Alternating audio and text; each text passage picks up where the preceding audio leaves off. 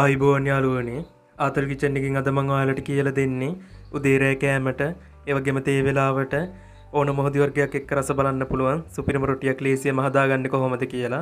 ඇත්තටම යාළුවනේ මේක පාන් වලටත් වඩා ගොඩක් රසයි. ඊටත් වඩා ලාභෙට සොෆ්ට් එකට අපිට මේක ලේසියෙන්ම හදාගන්න පුළුවන්. අපි නම් බලමු රසට ලස්සනට ලේසියෙන්ම මේ සුපිරිම රොටිය හදාගන්නේ කොහොමද කියලා. මුලින්ම මම මේ විදියට පාන් පිටි ටිකක් ලෑස්ති කර ගන්නවා. ඊට අමතරව සීනි ලුණු කුඩු සහ ඊස්ට් අවශ්‍ය වෙනවා. මේ ටික තමයි යාළුවනේ අපිට ප්‍රධාන වශයෙන් ඕන වෙන්නේ. අවශ්‍ය ද්‍රව්‍ය සහ ප්‍රමාණයන් වීඩියෝ එක පහලින් දාලා තියෙනවා. එතනින් අරගන්න. ඊට පස්සේ මම මේ විදියට අපේ ඊස්ට් ටික භාජනයකට දාගෙන ඒකට සීනි සහ මද උණුසුම් වතුර එකතු කර ගන්නවා. ඊට පස්සේ මේ ටික හොඳින් දිය කරගෙන විනාඩි 5ක් විතර මේ ටික ඇක්ටිව් වෙන්න පැත්තකින් තියා ගන්නවා.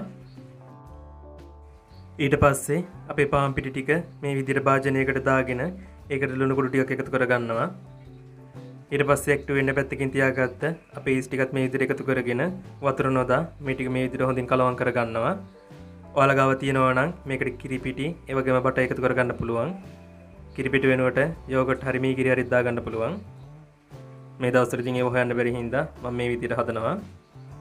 ඊට පස්සේ මේ විදියට වතුර ටික ටික එකතු කරගෙන අපි මේ ටික හොඳින් අනා ගන්න ඕන. වතුර දා ගන්නකොට පරිස්සමෙන් දා ගන්න යාළුවනේ.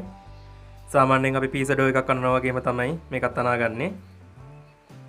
දැන් මේ පේන විදියට අතේ එළෙන නැති ගානට අපි මේක හොඳින් අනා ගන්න ඕන. සාමාන්‍ය විනාඩි 10ක් 15ක් අනාගත්තන් පස්සේ මේ ගානට එනවා.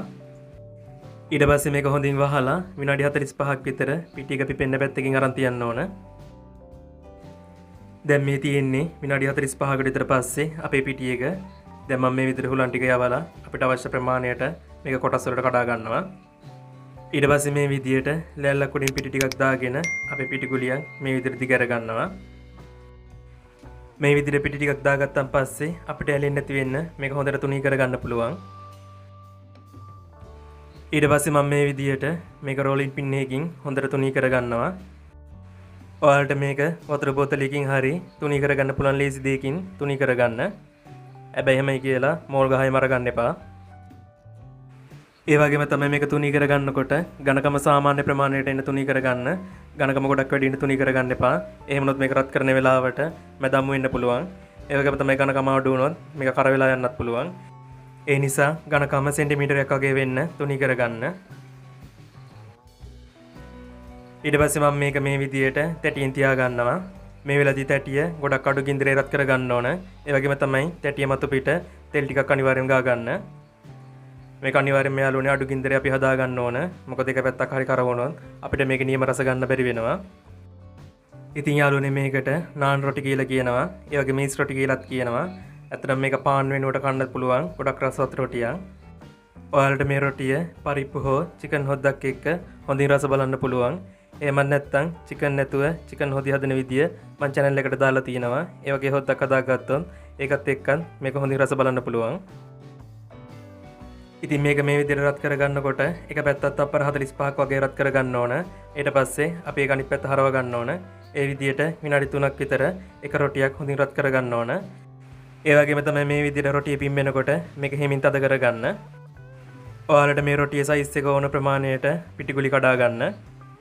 මේ විදිහට විනාඩි 3ක් විතර දෙපැත්තම හොඳින් පුච්ච ගත්තන් පස්සේ මම මේක තැටියෙන් අයින් කරගන්නවා. ඉතින් යාළුවනේ මේ තියෙන්නේ අපි ගොඩක් ලාභයට රසට ලේසියෙන්ම හදාගත්ත අපේ නාන් රොටි ටික. ඇත්තටම යාළුවනේ හොඳ සොෆ්ට් එකට තියෙනවා. ඒ වගේම තමයි පාන් වලටත් වඩා රසයි. ඊටත් වඩා ලාභයි.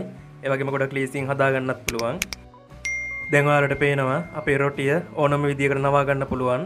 නාන් රොටිය හරියට හදාගත්තොත් මේ විදියට කැඩෙන්නේ නැති වෙන නවා ගන්න පුළුවන් වෙන්න ඕන.